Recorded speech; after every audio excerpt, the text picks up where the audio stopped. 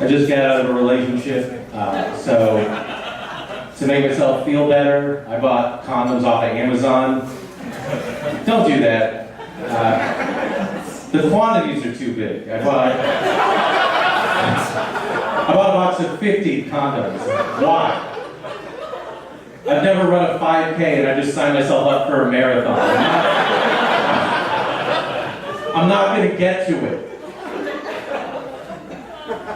I'm not going to use it.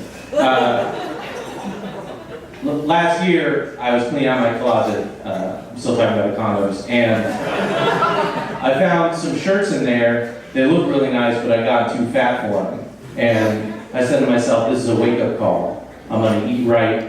I'm going to work out, and I'm going to be able to fit in these shirts." And it's been a year, and I still can't. But they're still in my closet. And every time I see them in there, I just feel bad about myself. And that's what's going to happen with the condoms.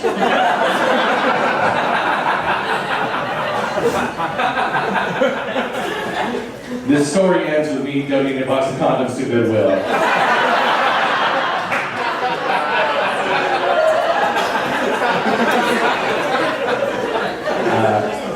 I'm not good at sex. I'm not registering a lot of surprise. I'm not good at sex. I'm not good at talking dirty. I was having sex with this girl, and she was like, "Oh my God, I'm so wet." And I was like, "Good."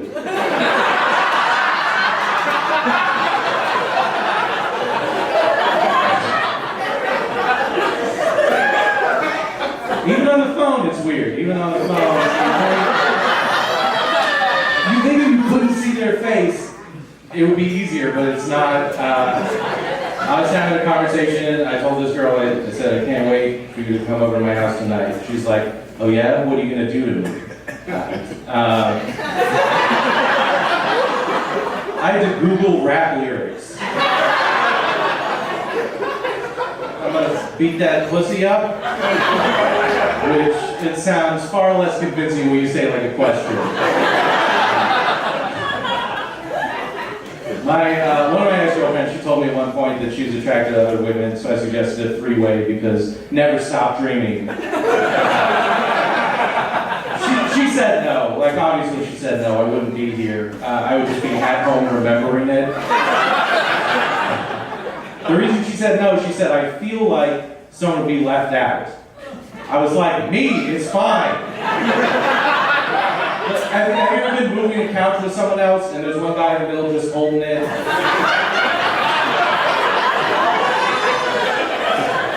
And he's not even supporting any weight, but you let him do it because he feels good about it.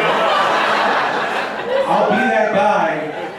I just want to touch a titty every once in a while.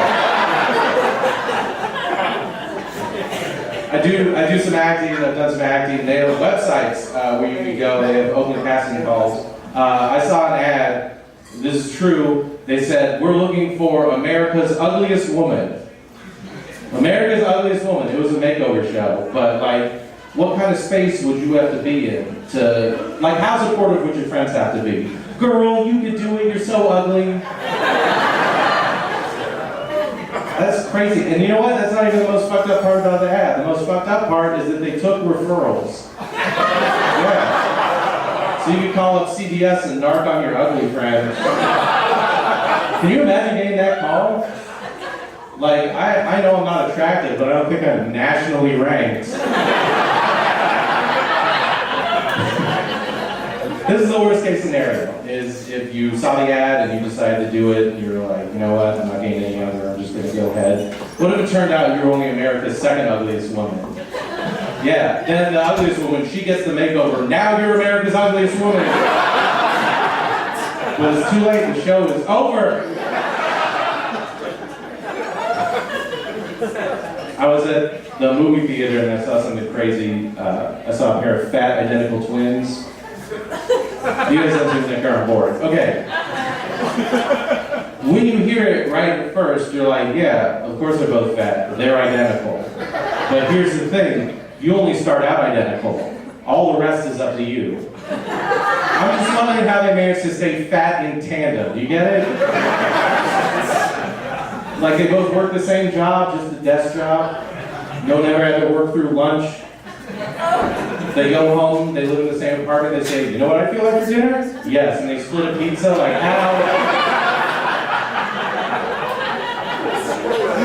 And I know I'm overweight, you know, Tinder told me so.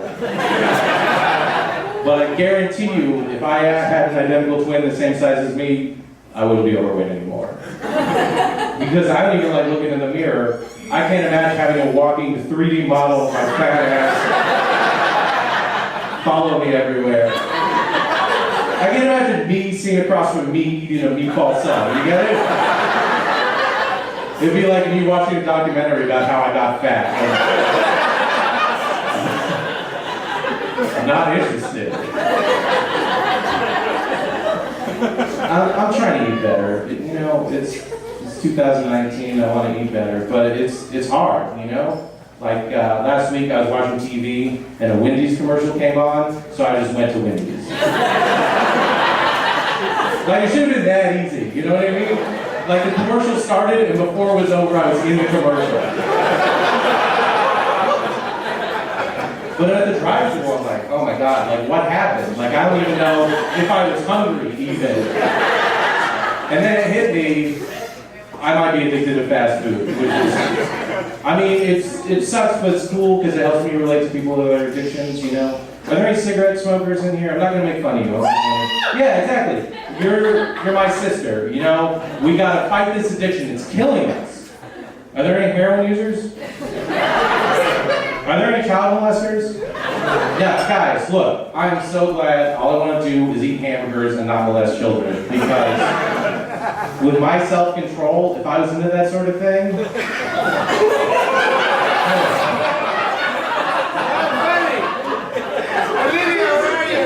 So many kids. The cops would come in and they'd say, hey, we told you to stop molesting kids. I'd be like, I know, I'm sorry.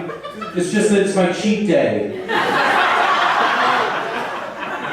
What I do is I molest kids for like 6 days, and then on Saturdays, I can molest all the kids I want to. You guys are looking at me like you've never been on a diet. All right, thank you so much. My name's Austen.